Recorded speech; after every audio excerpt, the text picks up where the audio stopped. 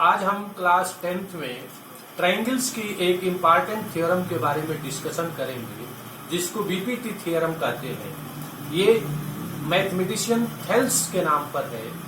इसके बारे में हम स्टडी करेंगे कि एग्जाम में किस तरह का क्वेश्चन इसको पूछा जाता है। देखिए, ये थ्योरम जो है एग्जाम में दो तरह से पूछी जाती है। एक तो थ्योरम का स्टेटमेंट दे देता है और दूसरा कहता है state and proof basic proportionality theorem.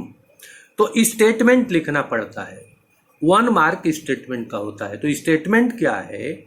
A line drawn parallel to one side of a triangle intersect other two sides at two distinct points, then two sides are divided in the same ratio. अब ध्यान दें, A B C ये triangle है जिसमें DE line है, वो BC के parallel है। तो ये ए बी को डी पॉइंट पर इंटरसेक्ट कर रही है और एसी साइड को ट्रायंगल के ई पॉइंट पर इंटरसेक्ट कर रही है। तो प्रूफ करना है इसमें, टू प्रूफ करना है AD upon DB is equal to AE upon EC. It means ये फर्स्ट साइड का रेशियो हो गया, ये एडी और दूसरा डीबी, टू पार्ट में इसको डिवाइड कर रही है, इंटरसेक्ट कर रही है। तो A D upon D B, इस साइड में ए अपॉन ई सी। तो इस साइड का रेशियो, ए बी साइड का रेशियो ए साइड के रेशियो, ए सी साइड के रेशियो के इक्वल होगा। तो अब इसमें हम कंस्ट्रक्शन करेंगे। कंस्ट्रक्शन होगा through D draw DM perpendicular to AC and EN perpendicular to AB। तो D पॉइंट से ये AC पर ये DM परपेंडिकुलर डाला, ये E पॉइंट से EN परपेंडिकुलर AB साइड पर, and join D to C, ये D से C को ज्वाइन करा दिया, एंड B टू E, ये B को E से ज्वाइन करा दिया। अब ये जो दो ट्रायंगल बन रहे हैं एक साइड में, one is ADE and another is BDE। तो ये जो ट्रायंगल है ADE and another is BDB, ये ट्रायंगल। अब ये एक एक्यूट एंगल ट्रायंगल है, दूसरा obtuse.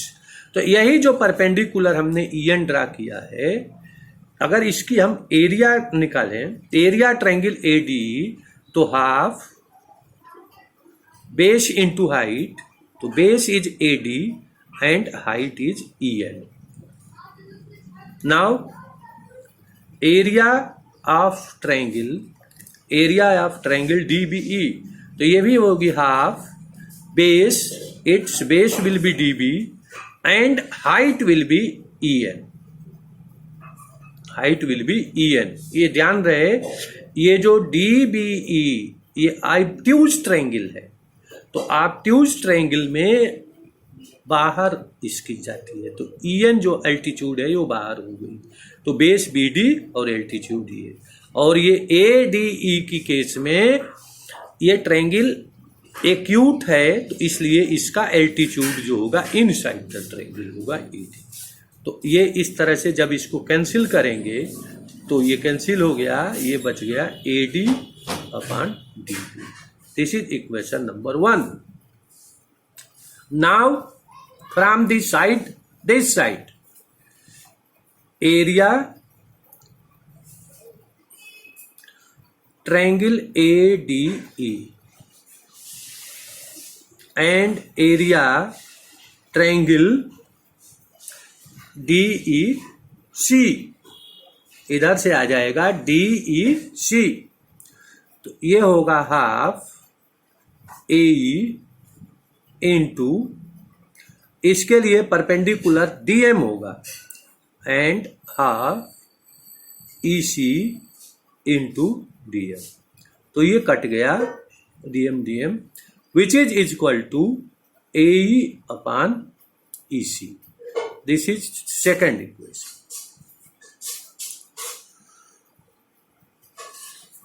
From equation 1 and 2,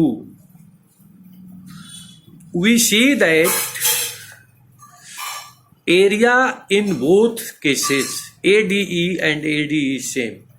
In the denominator, only DBE. तो एरिया DBE ये डिफरेंट है एरिया ऑफ ट्रायंगल DEC से। तो this area will be equal. Why?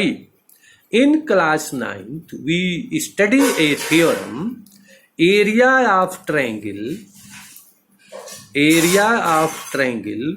between same base and same parallel are equal.